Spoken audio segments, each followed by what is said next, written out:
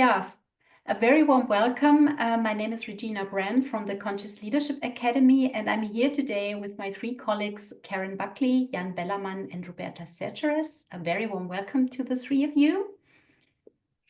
Thank you very much, Regina, and welcome to everyone who is here with us today. We look forward to getting to know you and hope that you'll join us in the course. Yes. So we are meeting here today because my three wonderful colleagues have a program. It's called The Power of Intuitive Intelligence. And I would like to ask a couple of questions about it. And coming from the notion that leaders often have to make decisions in the face of an unpredictable future. You talk about navigating challenges and clarity, as well as strategic foresight in your program. And I would like to understand a little bit more. That is why I would like to ask Jan, for example, about what is intuition, first of all. Yeah, intuition comes from the Latin word intuere, and that means to look inside. And to access the intuitive intelligence, you engage mental, emotional, or somatic processes. And these processes, they unfold best in the absence of an analyzing thought. And the scientists, they distinguish three types of intuition. It's first is implicit knowledge. That is, the example here is you cannot solve a problem immediately, so you stop working on it, but your brain subconsciously continues to work on it, and the solution could pop up while you are having a shower on the next day. The second type of intuition is the energetic sensitivity. I think most of the people feel that someone is staring at you from behind. Or some animals we know from the research, they can sense that an earthquake is coming. And the third type is non-local intuition. The example here is a mother can sense that something is happening to her child on the other side of the planet. Or you have entrepreneurs who repeatedly sense what decisions lead to success. So basically, I would say intuition is a capability that everyone has. It allows you to access your own deeper intelligence, and in addition, to tap into the higher collective intelligence. Sounds very interesting. So my next question would be, why is intuitive intelligence so powerful? Maybe Roberta, you can elaborate a little bit on this one. Sure, Regina. I would say that is the case because it really reconnects us to this larger field of information, one that is always here, yet often overlooked. Intuitive intelligence lets us perceive what is already unfolding before the mind can name it. So it attunes us to emerging patterns, to very subtle shifts, or invisible dynamics long before they become visible or measurable. And when we can do that, our actions become faster, wiser, and more aligned with life's natural rhythm. We stop reacting and begin responding from a higher and more coherent perspective. And because intuition or intuitive intelligence is a natural human capacity to process data, it's filtered through the state of our own system. So our body, our emotions, and our level of self-awareness. And if we're tired, stressed, or ungrounded, the data that we receive about what is happening around us will be distorted. And that's why intuitive intelligence requires building discernment. And this is another aspect that we'll go into in this program. Now, science also hints at this. Studies show that the human body can perceive information about future events a few seconds before they occur. Research going back to the 70s found that CEOs with exceptionally high intuitive capacity were the ones most likely to double their business growth within 5 years. And in today's landscape of data saturation and artificial intelligence, intuitive intelligence becomes essential because we need this inner compass that restores clarity and allows us to connect at a deeper level. Yeah, sounds fascinating. Can you give an example how leaders are applying it, Karen? Absolutely. And building on what Roberta and Jan both said, we will be weaving examples throughout the course and really discovering the ways intuition is already naturally used. The research shows that most day-to-day decisions have a measure of intuitive intelligence, and historical figures from Andrew Carnegie to Winston Churchill credited their trust in intuitive intelligence as essential to their success. There's a senior VP of a multinational that I work with, and she's one example I'd like to give of someone who used her intuitive intelligence to sense emerging trends. So she began to get a sense of something that was just ready to come into the culture. And she began to bring together the chief marketing officers in a new, innovative meeting and really began to utilize the positive potentials that were there in new and different ways.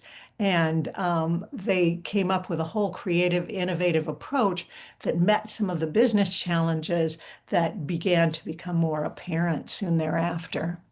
The second example that I'd like to use is this was a COO, and he had tremendous vision and insight. He was always the one who could see what was coming down the road. He could imagine the possibilities. And they were fantastic insights that he had. The only problem was the rest of the organization wasn't really ready to hear them. And so what he began to learn to do was utilize his intuitive intelligence to design a series of meetings to introduce and bring these key leaders from across the organization into dialogue so that they were ready and leading the change by the time, again, the change was ready to roll out to the rest of the organization. So the capacity to develop that skill, to develop the confidence in the skill. It's a natural skill, but one that we often don't have the opportunity to develop, to affirm, to appreciate, to discern when it's working, when it isn't, to talk it through and make it explicit because it seems sort of illegal, but to make it a natural part of what effective leaders do all over the world. So those are two examples that come to mind for me and that are particularly, intuitive intelligence is particularly applicable in this fast changing world. It allows us to cut through the information overload and perceive some of the hidden patterns and make smart decisions even when the future is unclear. Yeah. Sounds fantastic. And you are offering this journey over several months, and therefore I assume this topic is not a quick fix. And Karen also referred to it. It takes a little bit time to develop it because often we haven't. And I would like to know, what can participants expect over such a long period of time? And maybe Roberta, you could attend to the question. Sure. So this journey unfolds over time because intuition is not something we can learn, right? It must be lived into. So over several months, we will move towards allowing our unique intuitive intelligence to reveal itself. And that will happen naturally through awareness, through embodiment, and trust. The first step towards this is safety. Feeling safe enough to open, to slow down, and to listen inward again. From that place, you begin to notice what distracts you from receiving clarity. It can be noise or self-doubt, the habits that pull you away from your own alignment. So your own intuitive language becomes clear. Whether you are a person that receives information through feeling, seeing, sensing, or simply knowing, you will start making wiser and more coherent decisions. The program also invites you to bring intuitive intelligence into your daily leadership practices. So we will be experimenting and sharing a lot around real life situations. And along the way, you will be surrounded by this beautiful community of leaders that will be on the same path. And we will not treat this as a sprint. And this is most important, because intuition depends on building relationships with time, with yourself, and with others. Okay, thank you. So can you describe how your sessions look like, so that participants get an idea what is happening in a session? So Karen, could you answer the Sure. question, please? Thank you. I'd be happy to. We're so excited about this, and really look forward to meeting each of you and engaging. We'll be blending neuroscience, timeless wisdom, somatic practices, and strategic leadership tools. So this will be something that you can take home, that you can apply, because we'll be working with practical embodiment, not just conceptual knowledge. Although that's important as well, we need frameworks and we need a way of understanding intuitive intelligence. But that practical embodiment, we will be strengthening, experiencing, integrating, testing, applying, assessing. And then the second part to that, of course, is that there will be the interpersonal learning, the opportunity to learn together and really develop an appreciation for what is working. Last week, I applied my intuitive intelligence and it really worked. Last week, I thought that I had thought something through and it had this intuitive insight, but I didn't think through how to really communicate it. And that didn't work so well. So let's learn from that together and develop that capacity, that skill to bring it into our leadership at whatever level we are within the organization. And that sense of when we share when we're in dialogue about intuitive intelligence, we begin to develop that kind of confidence that we rest in. So we're not aspiring and we're not hoping to be, we're not faking it. I've never quite understood the fake it till you make it. I think I'm a little bit more in the camp of understand already how you're using your intuitive intelligence and share it with others and how you've applied it and what's worked and what hasn't, so that it becomes something that feels that you have confidence in, a natural confidence, and you can rest there. And so we will really also be testing out some new leadership methods, some applications, again, what worked, what didn't, so that we also are able to discern the kind of intuitive intelligence that really works, and when we can get ourselves in some uncomfortable situations. We'll use a combination of guided learning experiences, casework, peer dialogue, and reflective inquiry. We have a lot of examples, a lot of very concrete, specific information that we can use. And we're really going to work to push beyond those restrictive, old default or habitual mindsets that might prevent us from unlocking that natural capacity that we have and applying it in the most important places that we work and live, both personally and professionally. Yeah. Thank you. Sounds very, very interesting.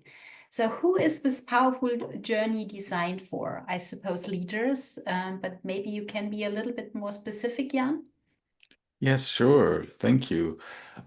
Yeah, this world, especially leaders, very much rely on logic and rational intelligence. Yeah, but as Karen and Roberta have told before, the world is changing so fast, and especially with AI coming along, you suddenly face an information overload and you have to cut through that. You have to make decisions even when you have no idea what's coming next.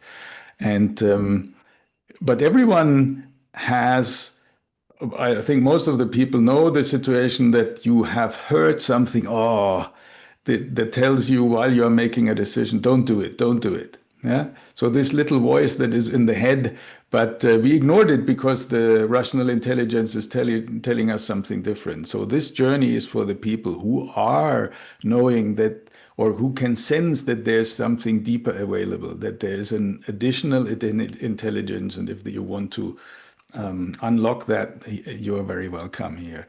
I recommend it very much for people who are heavily relying on AI analysis, because we don't know if that's all true that's coming back. So you have also to develop an intuition if the result is in line with your strategy there.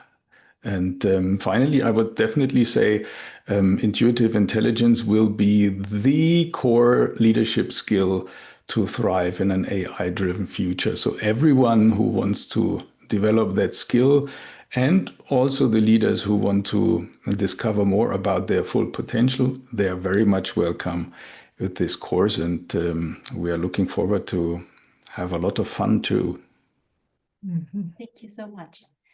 Yeah, so for everybody who is watching this, we will provide more information and also the registration links on the webpage, and we very much look forward to see you there. Bye-bye.